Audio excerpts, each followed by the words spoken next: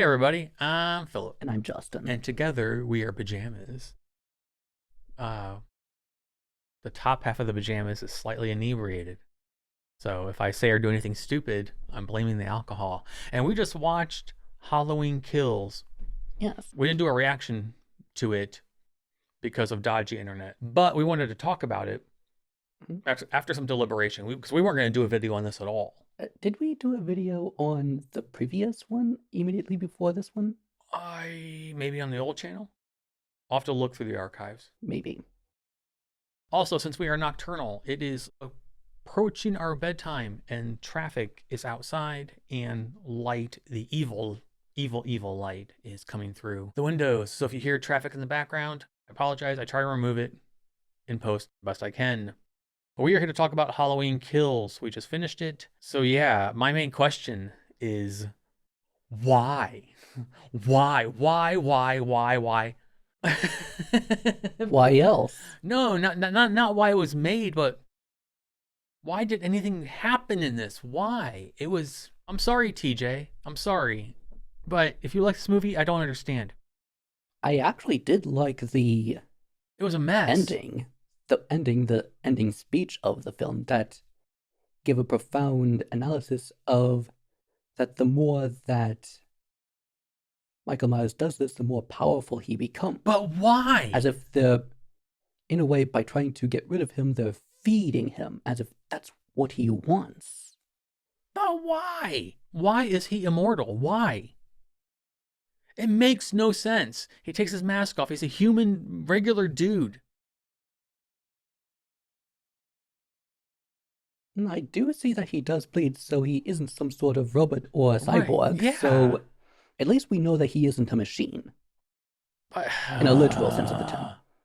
I suspect that perhaps his body produces so much adrenaline, much more than an average human, that it powers him to go even beyond being shot and stabbed and hit many times, and yet have not even the slightest bit of an organ failure. You can tell we just watched this because I'm still wearing my movie watching glasses, not my usual seeing glasses. So I'd especially really like to know how he doesn't break any bones. That would be very useful information, that he can go through all of that, and yet he can walk, run, etc. I'd really like to know that. I think that many people all over the world would love to know that. I want to know why. The only thing that I liked about this movie was the inclusion of the originals, which you haven't seen. I've seen every Halloween. I loved that. We'll probably talk about it, and we'll talk about it. But the people on the merry-go-round, the masks they were wearing were from Season of the Witch, which I love. I love that movie so much. I know it's sacrilege. I don't care. It was a fantastic movie with a fantastic ending. But other than the weaving of the past with the present, I liked it that it was able to weave, and it could leave off from the original and Yeah. the immediately recent film. Yes. Yeah, it did a good job at that too, where it picked up where Lori and daughter and granddaughter are driving away. The fire trucks are driving towards her house to put it out. She's like, no, don't do that. But this is an issue I had with the first one. If you had Michael trapped in your little panic room thingy with the bars, shoot him in the head. Also, my problem with this movie, how many times did they have the opportunity to take the kill shot? He had a fucking mob hitting him with like boards and bats and shooting him with guns. Decapitate him. Chop his body into pieces. Burn them in a barrel and you're good. He's not like fucking Freddy Krueger. Just maybe he is. I don't know. Because nothing is explained and nothing makes sense. And what the fuck why was Jamie Lee Curtis in this? All she did was pontificate from her bedside. Yes, the last speech was good. It was probably the thing that I liked the most about it. But it was really the only bit of dialogue in this movie that was good. The dialogue in this movie sucked. Bad. It was cringy, and it was so beating you over the head with its message and its meaning and its everything. Halloween is about mood, and it's about Halloween has been about atmosphere. Well, there wasn't any here. It was ham-fisted message like evil dies tonight, evil dies tonight. Like It did show the errors of the herd mentality. the mob mentality. Yes. But it was stupid. Even to the point of killing an innocent person. Well, presumably innocent. I don't know what he was incarcerated for. Yeah. And I got my notes here. A line says, "He always wears a mask. How do we know it's not him?" Because Michael Myers is like 7 foot fucking tall. That dude was like 5'2". Come on. I don't mind David Gordon Green's work, but this was not good. It annoyed me so much that I was like, "Do you want to do a video?" You're like, "Yeah, okay, let's do a video." Like we weren't going to do one, as said, but what the fuck? Well, I will admit there were a few times when they did keep on attacking him, and I was wondering, how many times do they have to kill him in order for him to stay dead? It's as if he's like a zombie in which the only way to get rid of him is to decapitate him. Yes, destroy the head. Chop his head off. Chop his arms off. Chop his legs off. Put them in a barrel. Light them on fire. And if he survives even that, well, I'm afraid that the world's doomed. You're fucked. Yeah. At least we would know. This just felt lazy. Really lazy writing. The dialogue, I cannot stress enough, was, I wish we'd done a reaction to it. There have been so many reactions being like, just the stupid fuck. And I have some of them written in my notes, but I didn't start writing them until like over the halfway mark. Like when the stream froze, we had to restart the TV. Then I was like, okay, I've had enough. I'm gonna start writing this shit down. If I had written down every single awful, cliche, horrible, cringy line, I would have had like 10 pages of notes. Well, let's go to your notes and see what you do have in them. Okay, all right.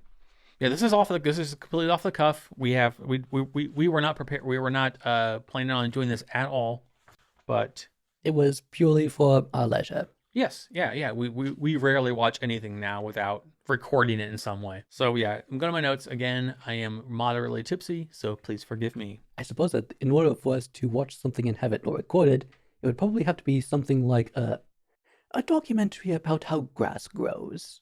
And I'd be like, "That's not right. That's stupid." We should do that one day. Watch me rage against the grass. And not the good kind. Maybe I should do more reviews with a few shots of really nice whiskey in me. So in the previous movie, also called Halloween, even though there's been 2 more called that, it's fine. It's fine. How do you tell the difference between them? Do we have to look at the dates? Yes. I see. Yes. Because there's the original, there's Rob Zombie's, then there's the one that we've seen together. Maybe one day I will show Justin the originals. You don't need to see the Rob Zombie ones. They are... But I would definitely like to see the original. Yes, the first 2 are fantastic, and Season of the Witch is awesome. I will fight anyone that says that. No, I won't, because I am a brittle, broken down husk of a physical being, and I cannot do that. But in the previous Halloween, when Michael Myers kills that, I think it was I forget what character it was, but he kills somebody and then dresses them up as a ghost. So he had time to do that. And this one, and asterisks in my head, come back to something else I liked. Shit, I'll talk about it now, whatever. I liked that a lot of the original cast came back for this to reprise their roles. That's probably what this film does have going for it, that it's very popular. Yeah, so I liked that. Or at least being popularly viewed. Maybe. I don't know. I haven't seen any of I as usual, I avoid spoilers. So including reviews. Yes, exactly. But the people in the truck or the car, whatever the fuck it was. The vehicle. The minivan, whatever. So Michael Myers kills everyone but the one person. And then has time to adorn them on the merry-go-round spinny thing and the swing set. And like, I like the inclusion of the masks. I thought it was cool. I dug that. But when the fuck did he find it? Because he was walking after. Hold on. Walking after the one lady. I forget her name now. Not important. No one matters in this movie. Even the characters that should matter don't matter. Jamie Lee Curtis laid in a hospital bed for like an hour and a half until she got up and then went back to one shortly thereafter in a stupid fucking scene in the hospital. But when did he find time to do that? And then fucking the vigilante crew, part one, roll up with the dad and the son and the girlfriend, and this was not written well. Well, simply because he's vicious doesn't mean that he cannot be creative. When did he? What was this movie about? Who was this movie supposed to be catered to? When did they find time to do that? Where did he fucking go after he crossed the bridge to do that? Why? Why anything? And how in the fuck? You can cover all of them in this movie alone. This was a mess. It was sloppy. It was, the dialogue again was atrocious, absolutely atrocious. We're supposed to be on my notes, and I'm just rambling. I'm ranting again about Philip's notes. So usually my notes I go through very detailed. I'm not going to do that this time. I'm sorry. This is just to be a very off the cuff review. Michael moved fast when he went for the cop. He was like, he like ran out of the closet area. Michael never runs, but good for him for getting some cardio. We get the survivors in the bar all in one spot. Mm-hmm. Then the one nurse lady. Oh, was she actually a doctor?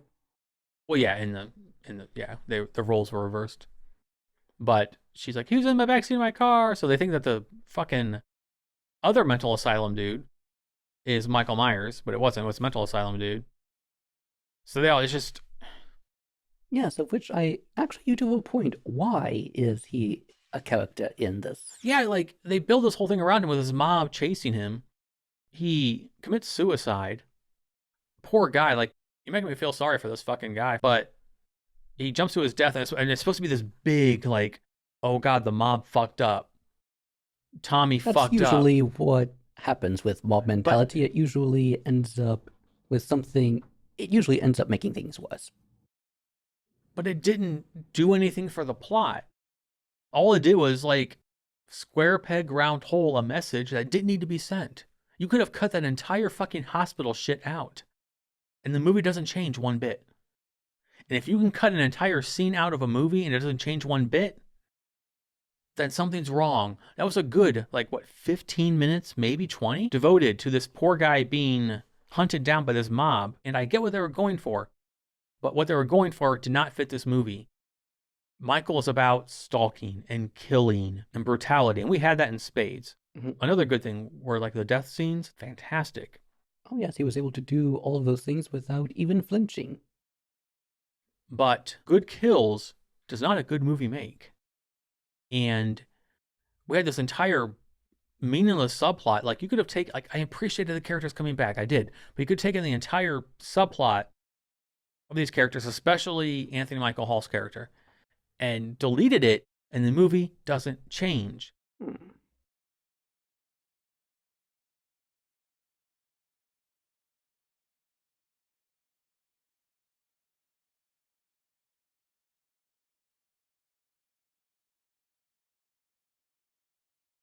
It's still Michael leaving Laurie's house to go back to his house. Every fucking Halloween movie is about him going back to his house.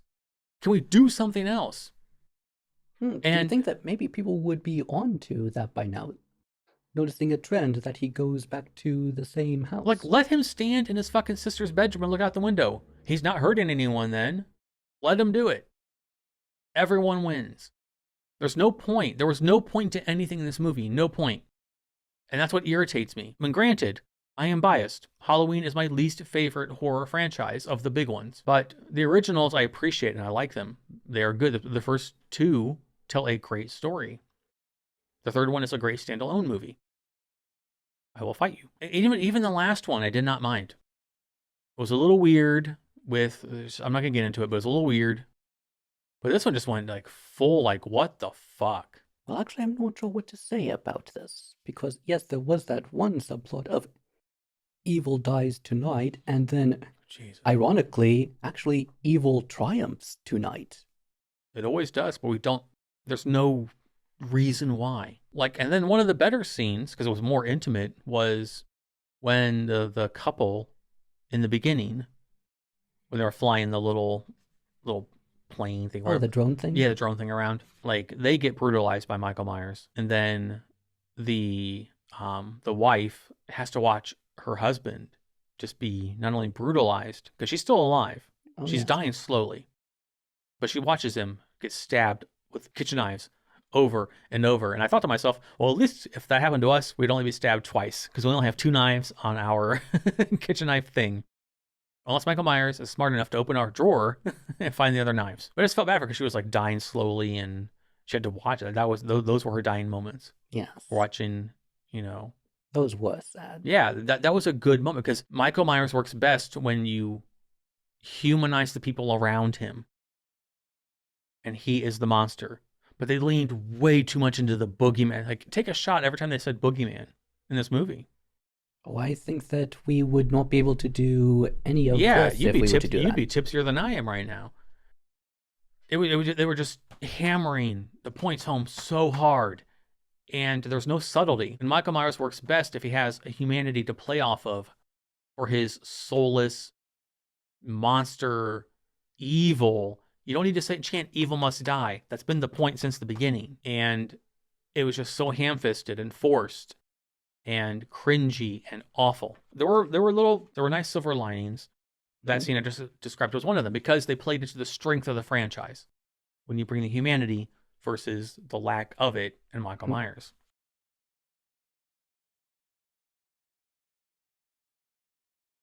I'm like halfway through my notes in this, and I'm like, so much of this dialogue is like I was already starting to like really get annoyed. And then Laurie Strode's daughter, Karen, is a fucking moron. She's like, there is a system in place to do these things. I'm like, woman, have you fucking not been paying attention?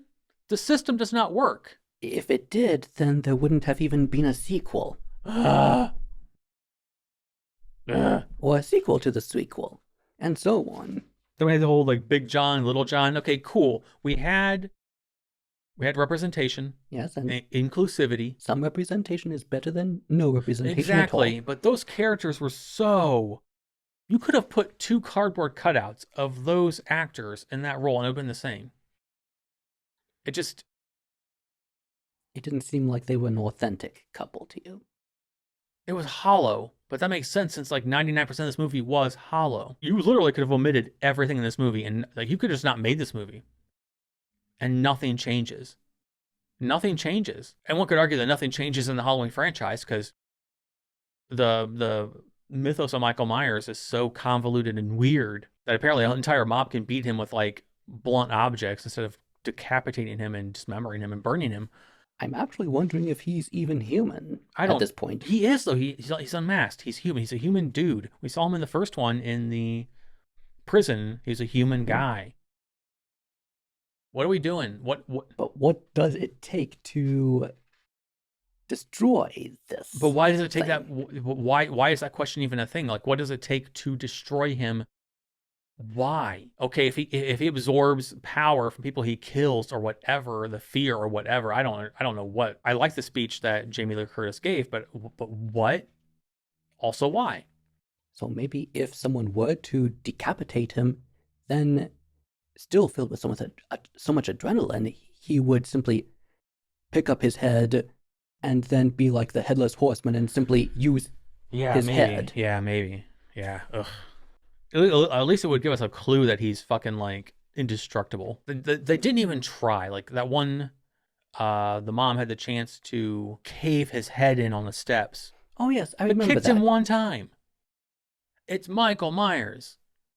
You double tap that foot, quadruple tap that foot, and then there's the fucking. This is when I started writing the shitty dialogue down, and they're like, you know, for all this time we thought he was the monster. Now he's turning us into monsters. I'm like, well, yes, that is what happened. Though, yes, they. Oh my god. Perhaps if the film were a truly artistic film, it wouldn't need to have to do that in order to express the theme. Usually, films can do that without, well, usually good films don't have to go to that extreme in order to make sure that the viewer knows that this is the theme.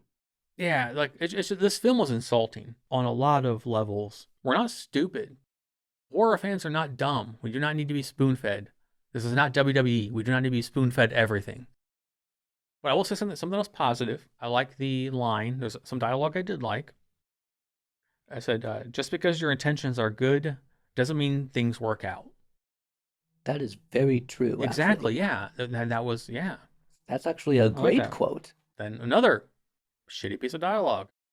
Talking about when he's looking out the window of his sister's bedroom and he's looking at himself, and then they say, he wasn't looking out.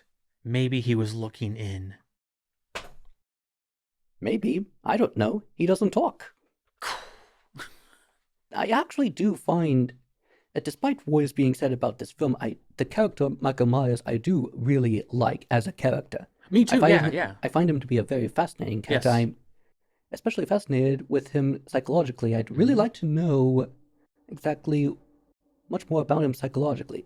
Maybe there's some psychologists that have looked at famous horror films and have diagnosed some of the top horror villains, Maybe, yeah. maybe.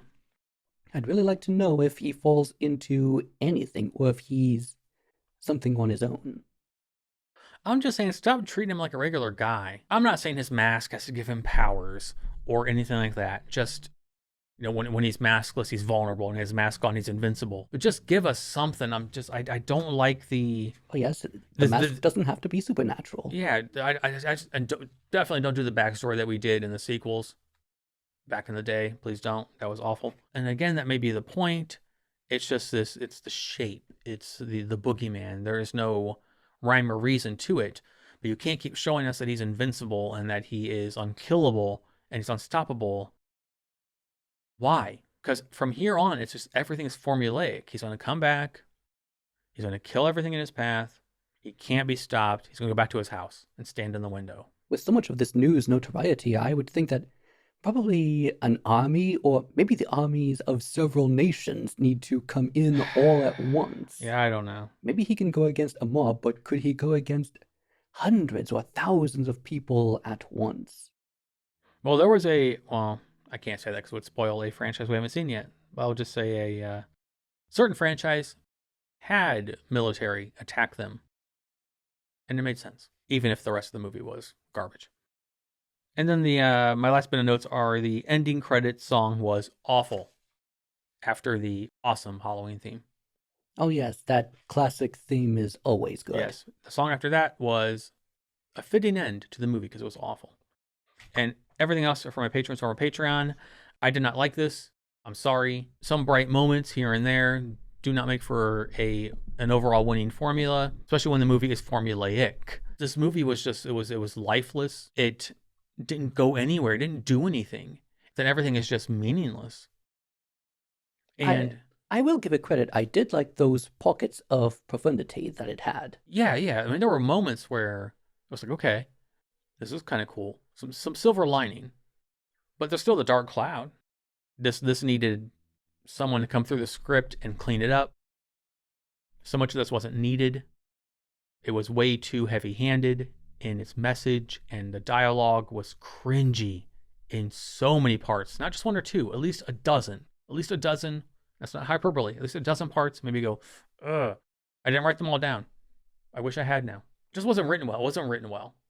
Technically, it was fine. It was shot well, and the cinematography was great, and use of light and shadow, fantastic. And the gore was good. The kills were good, as I said. And the end speech was good. And little moments here and there where we had humanity were good. But yes, overall, this felt pointless.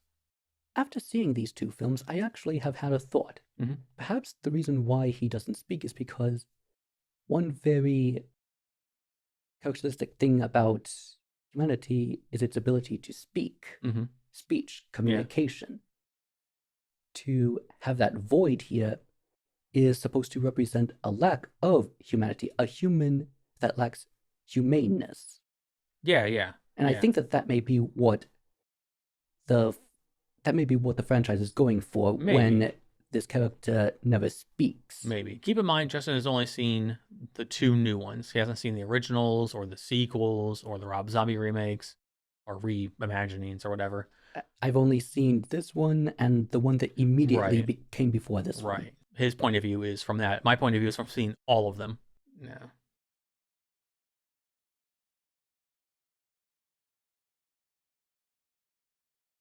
I didn't like it. That's all I got. Sorry. I think my tank is spent. Do you feel better now? Yes, actually, yeah, because I was like ranting, like we were talking in the kitchen. Yes. We pretty much recovered everything we were talking about in the kitchen. Having our shots, my annoyance tank is now like emptier, and I feel like I need to replenish it with another shot. So I think we're gonna go do that. That's good. That's very healthy. Yes. Solve your problems with alcohol. It's completely healthy. Is there anything else you'd like to add about this god awful movie? Nothing at all. If you had to rate it out of 10, what would you rate it? Oh, I didn't think about that. Well, usually when I think of a movie as good or bad, I would think, would I want to see it again? Well, I'm happy to have seen it. The only thing that I would want to rewatch is probably the ending speech because I really liked that speech, but I could easily get that from a transcript somewhere on the internet. True. How about if, instead of 1 to 10, how about if I give it a grade school grade? Okay. A, B, C, D, F. Okay. I'd give this one good effort, but I'm going to have to give it, I'll be optimistic, I'll give it a C. Ah. I gave it a D- and or a 2 out of 10, whichever floats your boat. I did like the ending, I liked the themes, but it was the way that they were carried out that I thought that they could have been a little better. Oh, and there were those, like I said, those pockets of profound speeches. Like you said about good intentions. Yes, that was an excellent quote. Yes, I would say keep that sentence in the script. This needed a rewrite. This definitely needed a rewrite. Again, if you liked it, sorry that I shit all over a movie you liked, but opinions are what they are, and that is mine on this.